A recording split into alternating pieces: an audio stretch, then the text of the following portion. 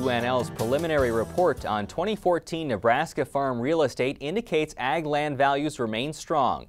The year-over-year increase from February 2013 to February of this year shows about a 5% increase in average farmland values. UNL research analyst Jim Jansen joined us earlier this week to discuss the numbers in the report and the survey methodology. The Department of Agricultural Economics at the University of Nebraska-Lincoln has conducted an annual survey of rural ag appraisers, ag finance professionals, and people engaged in the farm management industry for absentee landowners. And this is the 36th edition of the survey. And in our annual mailing, we survey participants on the estimated value of agricultural land and rental rates across the state. And we also ask for them to report actual land sales that have occurred since February 1 of the prior year. And our values on the estimated side on the assessed value of land, as we have asked the survey participants to describe the values as of February 1, 2014. As of February 1st, 2014, what are you seeing across all categories of ag land in Nebraska? Across all of Nebraska, we had a moderate increase of about 5% to $3,195 for the average estimated assessed value of land. And that goes across different categories, including irrigated, dryland, crop ground, as well as rangeland or pasture. One of the big increases you saw this year was in that category of non-tillable grazing land, up 7%. Reason being? We have, based upon the opinions of survey participants and just general things we have observed over the last year in our department, it relates back to the strong feeder cattle as well as cow-calf prices on both sides of the board. And what about cropland? Irrigated and dryland are obviously going to be different as you go across the state, but overall, what are you seeing?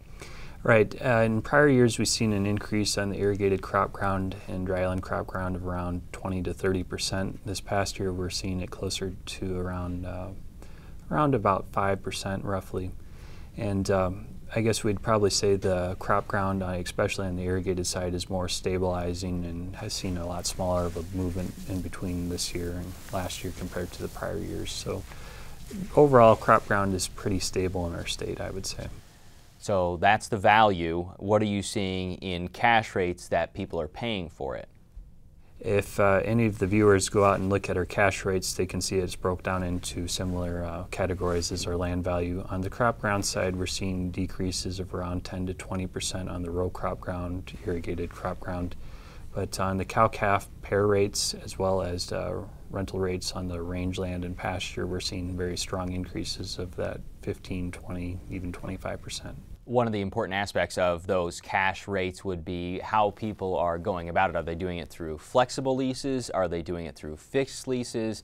How are they going about it? One of our questions on the survey this year goes back to what style of leases people typically participate in, and we're seeing the strongest responses on the cash, straight cash leases, where someone signs a lease and they're paid a certain amount at specified periods throughout the year.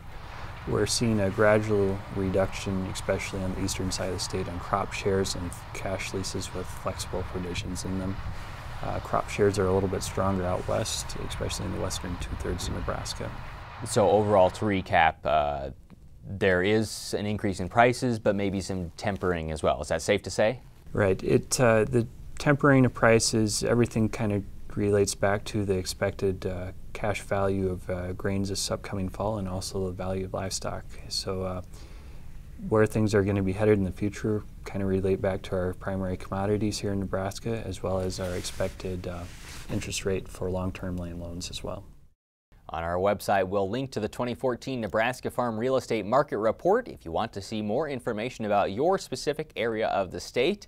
As Jim mentioned, the numbers are determined through a survey. If you're interested and a land appraiser, farm manager, or ag finance professional in Nebraska, Jim says you can take part in future reports by contacting UNL's Agricultural Economics Department.